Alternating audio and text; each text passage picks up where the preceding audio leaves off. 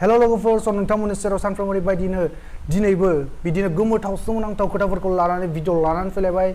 दिनैनि भिडिअ नोंथांमोना थांलाव नुखाबाय जानांगौ हिरानि अखा माने डायमन्ड रेन बेनि सोमोन्दै जों सावरायगोन आरो नोंथांमोना गोबाङानो फोथायनो गोब्राब मोनदों जानो हागौ बे माबोरै जानो हागौ होननानै। नाथाय बे माबोरै जायो मा जायगायाव जायो बेफोरखौ नोंथांमोना दिनैनि भिडिअ मिथिनानै मोनगोन। बेल' नङा बेजों लोगोसे जोंना गोबां सोमोनांथाव गोमोथाव खोथाफोर दिनैनि भिडिअ हाबनानै दं। स' भिडिअखौ स्किप दा खालाम जोबजासिम नायजोब आरो भिडिअखौ जागायनायनि सिगां नोंथांमोनसिम मोनसे गुरै खावलायनाय जायफोरा दासिमबो आं चेनेलखौ साबस्क्राइब खालामाखै प्लिज अननानै साबस्क्राइब खालामनानै ला। नोंथांमोना दैलि आंनि चेनेलाव बिदि गोमोथाव सोमोनांथाव इन्टारेस्टिं फेक्ट्सनि सायाव भिडिअस नुनो मोनबाय थागोन। बेखिनिखौनो बुंनानै दिनैनि भिडिअखौ जागायनोसै। फेक्ट नाम्बार 5 नोंथांमोना मोनसे खोथा मिथिगौना बे आइफननि फार्स्ट मबाइल डिभाइसआ सिस्क' मुंनि सफ्टवेयर कम्पानिजोंसो बानायजादोंमोन एप्पलजों नङा। नोंथांमोना बे खोथानि सोमोन्दै मिथिगौमोन ना सिगाङाव? फेक्ट नाम्बार 4 स' नोंथांमोना मिथिगौना डायमन्ड रेन बे हिरानि अखा हानाया जोंना माहाय जायो? बे जुपिटार आरो सेटार्न माने बृहस्पति आरो शनि ग्रहआव जायो।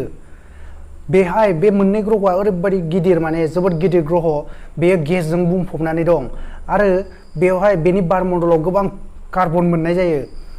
बे लाइटआ जोंनाव जेरै जायखौ जों मोफ्लामनाय बुङो बे लाइटआ जेब्ला बे कार्बनजों सौदावलायो अब्ला बे कार्बना गोरा जानानै ग्रेफाइटनि महर लानानै गाहायाव गोग्लैबोयो आरो गाहायाव गोग्लैबोनाय समाव बे बारमण्डलनि नारथाय मोननानै बे गोरासिन जाबावो आरो हिरा महरै गाहायाव गोग्लैयो। माने बे जुपिटार आरो सेटार्न माने शनि ग्रह आरो बृहस्पति ग्रहआव जोंनियाव जेरै अखानि थरथिं दै गोग्लैयो बेहाय बिसिना बिदि गोजौनिफ्राय हिरा गोग्लैयो। वाव गोमोथाव लोगोफोर। फेक्ट नाम्बार 3 नोंथांमोना बे वार्ड्सखौथ' खोनाखाबाय जानांगौ। Means research and analysis wings जाय भारतनि जासुसि इन्टेलिजेन्स एजेन्सि जासुसिनि खामानि मावो। गोबां फिल्मफोराव नोंथांमोना नुखाबाय जानांगौ। स' बे र'आव नोंथांमोना जुदि साख्रि मावनो गोसोब्ला माबायदि मोनगोन नोंथांमोना मिथिगौना? बेहाय नोंथांमोना आर्मिफोरनि बायदि बिदि जब सार्च खालामबा मोनसेबो वेबसाइटआव बेनि साख्रिनि जेबो मोननाय नङा। माने बिदि वेबसाइटआनो गैखाया र'नि एक्सट्रा। बेहाय नोंथांमोना साख्रि मावनोब्ला डिफेन्सआव जइन जाग्रोनांगोन। जायखिजाया नेभि एयारफर्स आर्मियानो जा जायखिजाया डिफेन्सआव जइन जाग्रोनांगोन आरो नङाब्लाबो सिभिल सार्भिस। मानोना बे र'नि एजेन्टखौ बिथांमोना बेनिफ्रायनो डिफेन्स सेक्टरनिफ्रायनो सायख'नाय जायो आरो नोंथांमोननि बैसोआ 19 बोसोरनिफ्राय 25 बोसोरनि गेजेराव जानांगोन। बेनि खमब्लाबो नोंथांमोना बेनि थाखाय इलिजिबल नङा आरो बेनि बाराबाबो नोंथांमोना बेनि थाखाय इलिजिबल नङा बे जबनि थाखाय।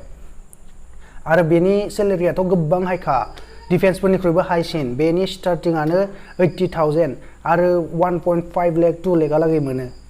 नाथाय खामानियाबो जोबोद खस्थ'ना। नोंथांमोना गावनि सिनायथिखौनो खोमानो हानांगोन बे साख्रिखौ मावनोबा।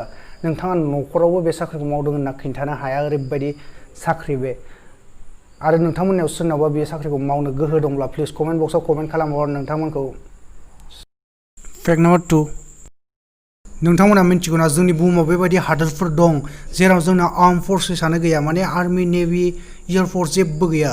नाथाय बेफोरबायदि हादरफोरा गुबुन हादरफोरजों एग्रिमेन्ट साइन खालामखानाय थायो। जेब्ला बेफोर हादरफोराव सोरबा गाग्लोबनो ट्राइ खालामोब्ला बा बेफोर हादरफोरा अलखदाव गोग्लैयोब्ला बे एग्रिमेन्टआव साइन खालामनाय हादरफोरा बेफोर हादरफोरखौ रैखाथि होयो। फेक्ट नाम्बार 1 नोंथांमोना परमाणु बम माने एटम बमखौथ' मुंखौ खोनाखाबाय जानांगौ। स' बेनि दिहुनगिरिखौबो मिथिनानै लादो जुलियास रबार्ट जाय जापानाव आमेरिकाया बम होदोंमोन ना हिर'शिमा आरो नागासाकियाव बेनि दिहुनगिरिया बेनोमोन। आरो नोंथांमोना मा सानो बे परमाणु बमनि दावहा जायोब्ला माने लानानै गोग्गायोना सुपार पावार जानायनि आमेरिकायाव 6,000 परमाणु बम दं चाइनायाव 500 जोंनि हादराव एसेबां दं। बे जेबो गोग्गानायनि खोथायानो नङा। जाय बेखौ लानानै गोग्गायोना बेबो बे बमखौ बाहायोब्ला बेबो थैखानांगोन। आरो बेनिखायनो थार्ड वर्ल्ड वार जायोब्ला बे बुहुमा जोबस्रांनाया गेरेन्टिखा। मानोखि दा नोंथांमोना नायदो नर्थ करियानि बे तानासाखौ किम जं इउं बेथ' होखागोन बमखौ बिदि गावखौ सोरबा एटेक खालामोबा परमाणु बमखौ अब्ला बे होबा जोंना गासै हादराव 9 हादरनावनो परमाणु गोहोआ दं। जोंनि भारत हादर पाकिस्तानावबो दं रासियायाव दं आमेरिकायाव दं चाइनायाव दं। स' बिदि 9 हादराव दं। स' बे होयोब्ला गुबुन हादराबो होगोन। स' बिदि जुदि होजोबलायोब्ला परमाणु बमखौ बाहायजोबोब्ला जोंनिया हादरा जेबो थानाय नङा।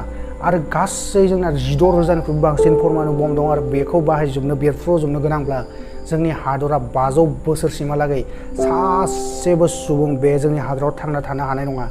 जास्ट बेक्टेरियाल थांना थानो हागोन। स' बेखौ बाहायनो गोनाङानो गैया लोगोफोर ना मा बुङो नोंथांमोना? बेखौ आरो दिहुननायखौ लाबथानसो नांसिगौ एथ' दिहुनलांबाय हाना एथ' फैसा खरस खालामना मा मोननो जेब्ला बाहायनो नाङाखै आमेरिकाया गावनियावनो 10,000निख्रुइ बांसिन परमाणु बम दं बेखौथ' बिसोर बाहायजाया 10,000 परमाणु बम बाहायोब्ला जोंनि हादोर माने जोंनि बुहुमानो फिनिशखा स' लोगोफोर दिनैनि भिडिअखौ बेखिनियावनो दोनथ'नोसै आरो नोंथांमोना भिडिअखौ मोजां मोनदोंब्ला प्लिज लाइक खालामदो शेयार खालामदो साबस्क्राइब खालामदो गाबोन नोंथांमोननि सेराव फिन भिडिअ इन्टारेस्टिं फेसनि सायाव भिडिअ लानानै फैलायगोन टिल देन टाटा बाय बाय लोगोफोर जय बर' हारिनि